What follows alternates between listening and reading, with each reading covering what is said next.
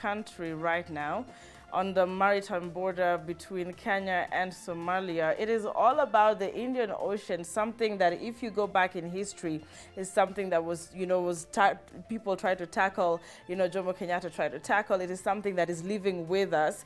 President Uhuru Kenyatta has, a view on this. And of course, the government of Somalia is also saying a different story. Some people are saying between March and now, there was a group of people who are, of course, appointed to hold dialogue and negotiations and move the country forward. And some people have said in dailies and reports that they failed. Now, as it stands right now, this is something that has resurfaced, and Britain also, as we have read and given you the information, has come in to say dialogue is still key. However, our political consultant tonight is here to shed more light on this particular issue. Politically, could there be an influence on this? Also, what does it cost the country as it stands right now? Welcome very much to the studio. It's good to have you. Thank you so much for having me. I think when we see you here, we feel that we would be, eye-opened, if there's a word like that, on these matters that we cannot see with the naked or normal Mwananchi's eye. First, how is your overview generally on this, maritime border issue before we even go deeper into the committees and of course the court that is now handling the matter internationally? What is your overview, of course, historically, on trying to tackle this particular border issue? For sure, there's a dispute, and the only way that we suppose this dispute can be solved is through negotiation or goodwill between the two countries, that is Somalia and Kenya. And of course also including other partners like, for example, the African Union and the United Nations. So this is a conflict that has been there. You've seen where it is now taking these two countries in terms of the grandstanding that we're experiencing from both the leaders and the two nations, which is not really a good ingredient in as far as finding an amicable solution to this conflict is concerned. All right, now you see, if we were following closely on the efforts that are being made by President Uhuru Kenyatta and, of course, the Kenyan government to try and solve this, we also saw that last week after a meeting between President Uhuru Kenyatta and Farmajo, the Egyptian president, there was something that said there was a deal. Yeah, but now all these stories that are being reported, people are blaming, because I'm sure there has been put, there is a board that, of course, represents the country when it comes to this. If you follow reports, they have shown that they have indicated that authorities that were tasked with this have failed. I don't know if you followed that, and how serious is this for the country? Well, Somalia is treading with a lot of care when it comes to this matter, in as far as, for example, negotiations are concerned.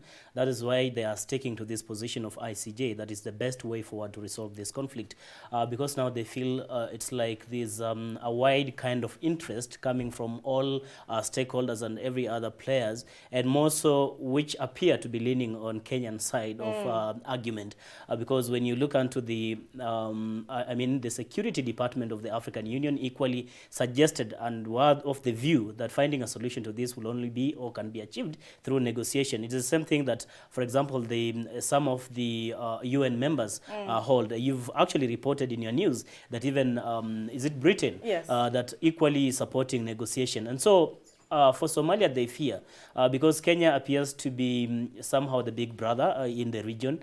They fear there's an aspect of bulldozing by the Kenyan government. Really? Yeah, that is what it is. Okay. And that is why they really feel like if we are to have a committee on negotiation, then we are likely not going to win. The only way out, or the impartial apparatus or instrument, will be the ICJ. That's why they are sticking to that. Now, when you mentioned the ICJ, let me just, try and give a bit of, history on this. Now, Somalia seeks to use Kenya's own statutes. That is what some people who are analyzed have tried to say.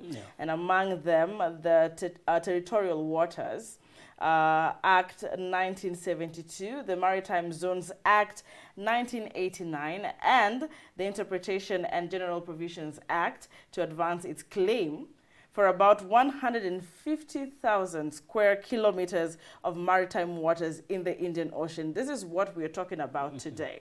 They feel justified to have this number of square kilometers, and Kenya has a different side of the story. Now, you have mentioned the ICJ's arbitration.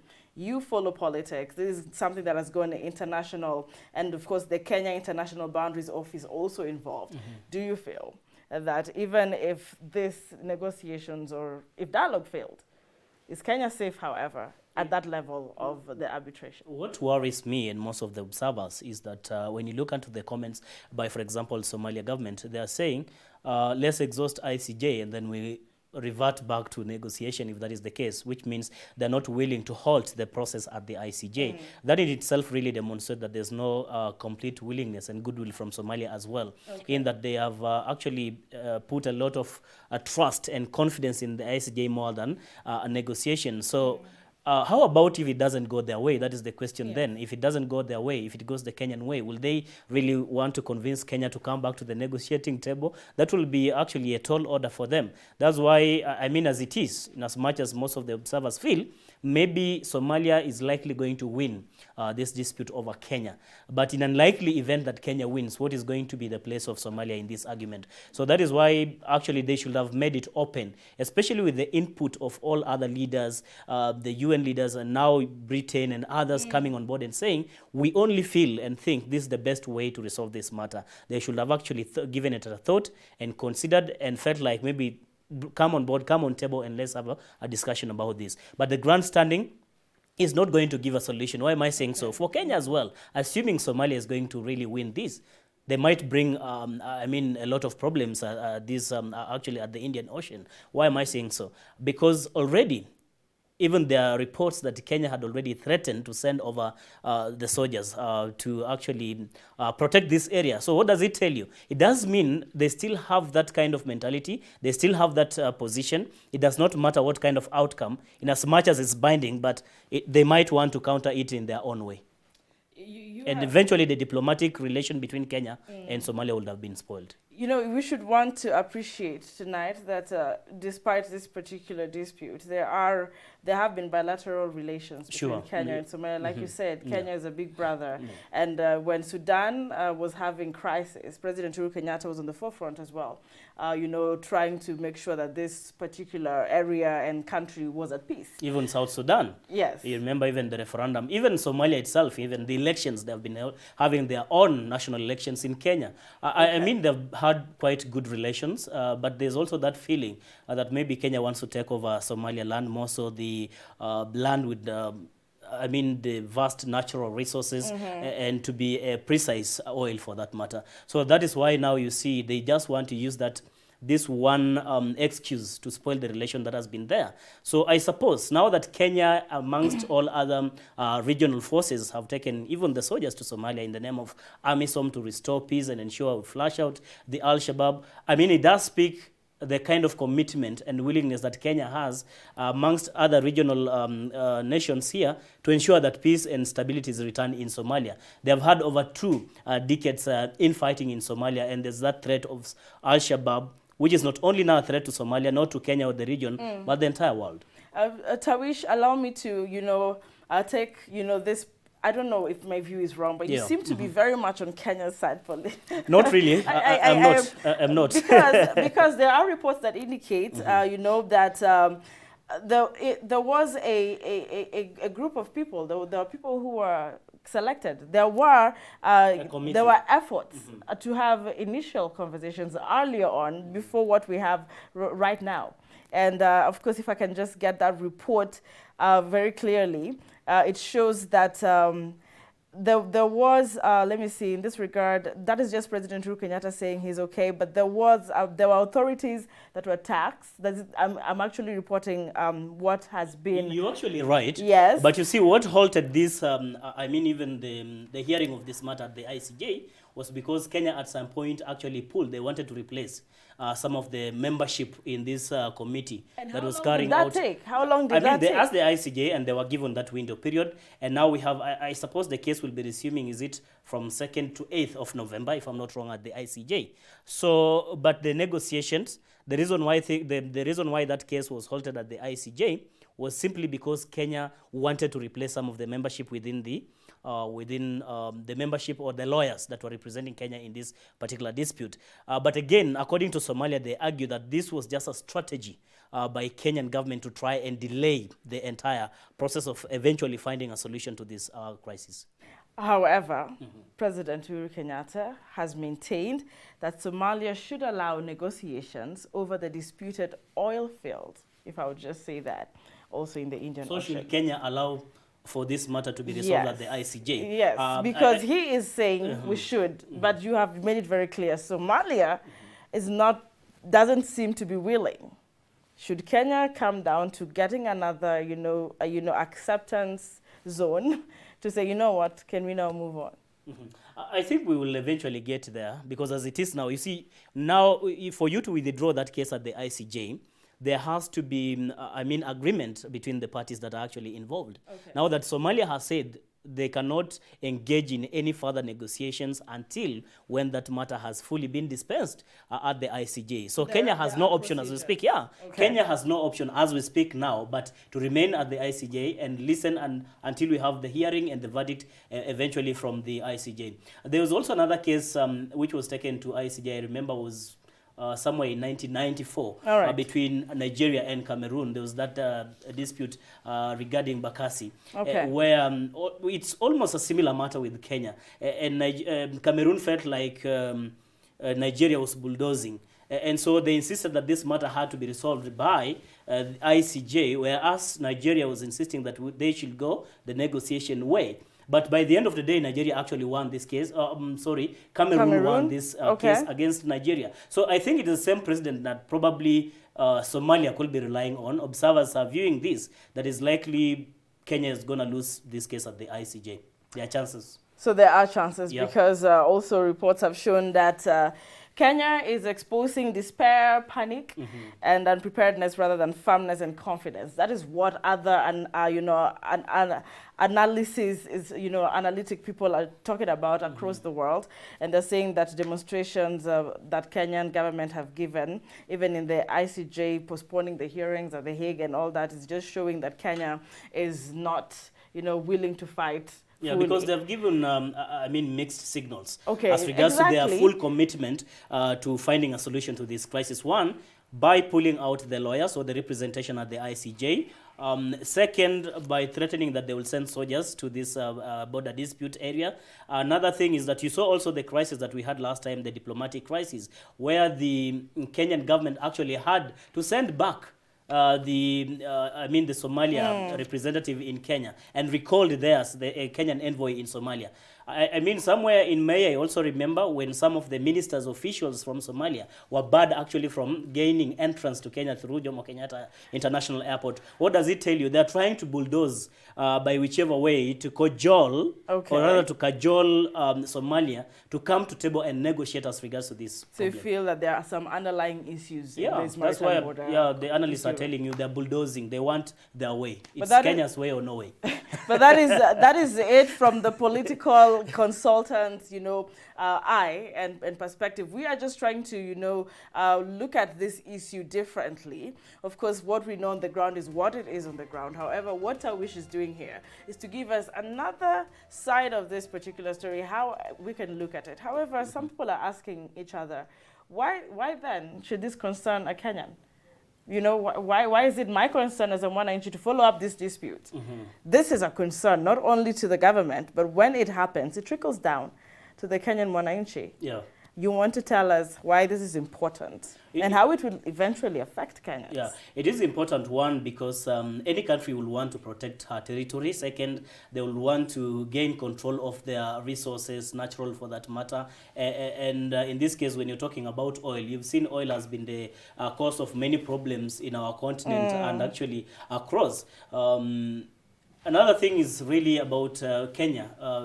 if this actually goes the way it is, if Somalia is going to have its way and they're going to hive all these, you've talked about 150,000 square kilometer in the Indian Ocean. What does it tell you? Then Kenya is going to become a landlocked country. And I think these are some of the things that Kenya really wants to avoid. They do not want to see such kind of a scenario. And of course, when the government speaks, they do in the interest of the people they represent. Yeah, because that also, trickles down to the economic, status Yeah. of the country, which is quite something to be concerned about. Sure. We want to close up on that. Just thank you so much for analyzing, and now most people understand what this maritime border issue really means to the country. But we follow up on this same case. We have, the British people now coming in, British government, and saying we need these two countries to be in harmony. However, let's take a look at now matters that really concern us at the heart of our country. The very desirable job vacancy that is now trying to be occupied. So far, nominations were made from the office of the president. And then there was back and forth on the nominees, some saying this person has tax evasion compliance issues. This person is not qualified. However, from your point of view, do you think that politics is having a part to play in the NLC nominations right now? Politics is actually at play. One, because looking even at the nominees themselves, you'll realize that these are people who have one connection or the other with the appointing authority for that case. I do not want to go mentioning names, but maybe if I should just give example, Kambi Kazungu was once a member of parliament. He became a minister in the 2013-2017 Uhuru Kenyatta's government. We have Esther Murugi, who was a politician in that particular Nyeri. And we also have Tia Galgalo and so many of these actually people who are coming on board. The likes of the chair now, because it's going to be, of course, appointed officially by the president. The chair, Mr. is Otacho. He goes by that, Gershom Otacho. Yes. He represented Kenyatta at the ICC, remember, during those cases at the ICC. So in one way or another, these people are connected to the who is who in the system, the who is who in the authority. And in this case, President Kenyatta, who of course has the privilege to nominate them with the approval of the National Assembly eventually to appoint them to those offices. But you've also clearly pointed out how it came, that some of these people who had been appointed, they really lacked some of the crucial documentation. They did not probably to some extent pass the integrity test. Like Kambi Kizungu, I saw Kotu Secretary General Francis Atwoli saying that Kambi Kazungu actually has so many corrupt cases actually on his head. And it cannot be that we are giving him another position to serve at the National Land Commission. It's a very critical organ in as far as government is concerned. Yes. So he had a reservation in as regards to his appointment. But again, we've had members of parliament actually approve him. Yes. Remember also last time there was this envoy. I don't know if she's taken the position. I can't quite remember the name. The one who was taken to South Korea. You remember about that case? That lady, I'm just trying to tell you about how we are passing some of the critical stages. Yes. How we are passing some of the critical stages. This lady actually holds dual citizenship, and she was supposed to denounce one citizenship before she takes over. But she refused. She refused, and now she's gone to court to try and argue her case again. What does it tell us? That, we are not really willing to follow what the law really wants us to do.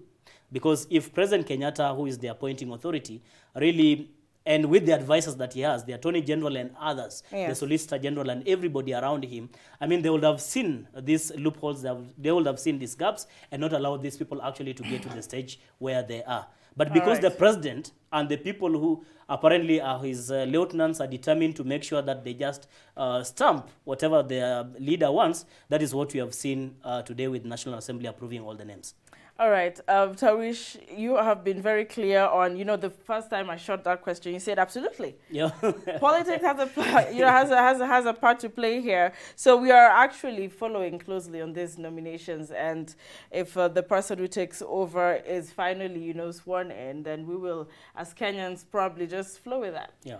But also Kenyans have come to a point where they start questioning and following up on these issues. That is why KUTV News at 9 makes it very key every 9 p.m. bulletin to bring in these issues to discuss. Tarwish Ololtele, you have been very, very constructive and objective. Thank you so much. In this discussion. We're looking forward to having you on Thursday again with Vincent Odundo. But for now, let's take another very short break.